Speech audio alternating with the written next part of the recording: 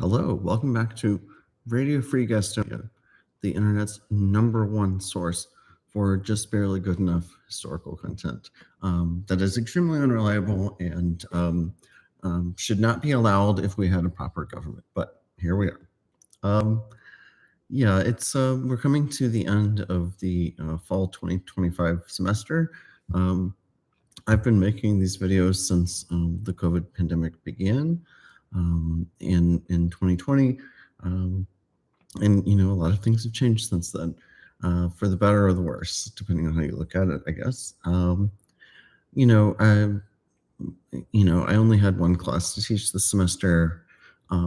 It's, a U.S. history class. And I think we had a pretty good time. Tried some different things. I'm going to be teaching 3 classes in the spring, which is going to be a little bit more difficult than what I'm used to, but it'll be fine. So I'm coming into today feeling kind of crestfallen, heartbroken over a falling out with someone I've known for the last couple of years. I always hate when a friendship ends. I've always tried to make amends or bury the hatchet or however you want to put it. I really hate leaving on bad terms with anyone. This all unfolded over the last week, and it has me feeling down in the dumps, I guess. There's only so much you can do when someone you love or care about is struggling and suffering, but they push other people away from them. The people who care for them. That's something that I've experienced a few times over my life. I would like to say that I've never blocked anyone's number or email in my life. Even people who were, there's like a very small handful of people who've been, hostile or aggressive to me. Even then, I haven't blocked their number or their email. In one case, I did delete someone's phone number just so I'd make sure that I didn't send them any, if I got in a mood and sent a text, I was like, it's just good if this person's number is not my phone. So I think a lot of people could relate with that. But yeah, I had to tell a friend of mine, someone who I had dated for a while, I told them that I was going to block their number. I didn't actually, but just because this toxic situation did not need to keep going on. And so as far as they know, the number's blocked, but it's not. I'm still waiting. The transom is open. I don't know. I mean, I can only honestly, I don't know what this says about me, but I've tried never to cut anyone off. I have had fallings out or falling outs with certain friends over the years, but I've always wanted to try to remake those friendships. And maybe we won't be friends the same way that we used to, but going back for 25 years, I don't know what I don't. I don't mean to say this in the way of bragging, but I've not left a relationship on really bad terms, like a romantic relationship. I've never wanted to talk shit about my exes or or have them talk shit about me. I'm a chronic, monogamous type person. I just jump from one long-term relationship to another. And I've never wanted it, even if things didn't work out or we had different ideas about what we wanted out of life. I never wanted that to poison anything. And so that's why I feel like this is a little bit hard. Um, it really bugs me. Like I lay awake at night and I can't, think of anything else. Um, if I've had like a loving, intimate relationship with someone, I don't want to, have us like hate each other or something. Like um, most of the time, if you get into a relationship with someone, ideally, I mean, I know this isn't always the case. I've been very fortunate and very lucky in that regard. Um, that you just don't want to like lie around thinking about how much you hate this person. And I've never felt that.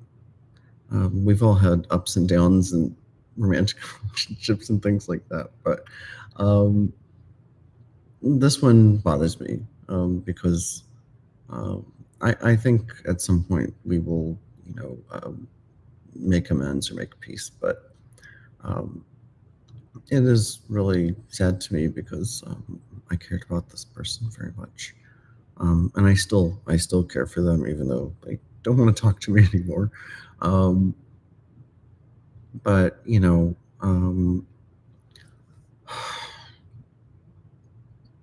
you try to be honest and straightforward of how you feel about things, and sometimes that doesn't work out with it doesn't align with the way the other person feels. But this one does bother me a lot, and I've had some trouble with it.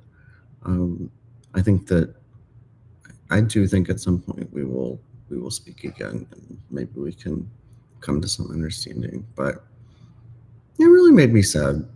Um, I just I love all the people that I've been involved with over the years. Uh, I really want all of them to have the best possible life they can have.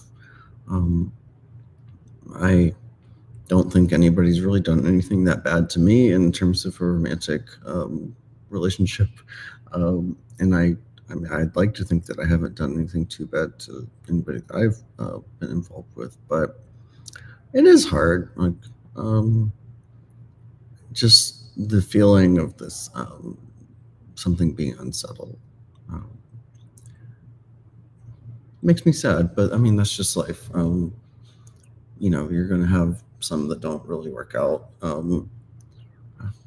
in life. Like most of them aren't going to work out. If you get lucky with one, then you've won the lottery. So I've just been thinking about that stuff, and um, you know, we're coming to the end of the semester here, and looking forward to the spring. Um, me teaching a couple different classes, including the history of drugs in North America, which I've taught before. I really loved it. I hopefully that will be a lot of fun. Um, I'm very grateful for my job and where I am in the world. It's things could be very different, especially given the type of person that I am. So all I can say is that Radio Free Gastonia will be continuing indefinitely, whether you like it or not. Even though we get lots of letters saying that this should stop, we're going to keep going because it is the internet's number one, um, you know, uh, show for unreliable historical content. Number one. So we'll just leave it there. We are moving into the holiday season. Um, please check out Tropics of Meta. I still think we're publishing some pretty good stuff. Maybe check out the movie The Life of Chuck, which I liked a lot. Um, I saw Hamnet the other day. I wasn't super crazy about it. But, one battle after another, weapons. I'm a movie freak, so that's just kind of the name of the game. Um, you know, um, if we can look at the last, 5 or 6 years, a lot of crazy things have happened, and a lot of things that we once thought were normal are not normal anymore. A lot of tables have been overturned. But I do believe that if we sort of, stick together in solidarity, Um, whether that means being involved in something like the Democratic Socialists of America, DSA, or mutual aid, or whatever type of food bank or caring, helping function that exists in your community, then we might actually get through this. Um, I'm somehow more optimistic now than I've always been, like a dyed in the wool pessimist, dyed in the wool black sheep. But I do think that there's a great deal of potential for like good things to happen, and for the culture and the society and the politics to turn in a different direction. So, um, as one of my favorite people, the journalist and oral historian Stud Sterkel said, "Hope dies last."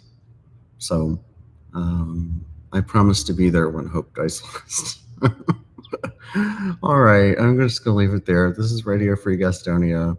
This is your girl Naima Day, just coming at you and reflecting on some sad shit. But anyway, I love you guys, and please keep, following if you feel like it.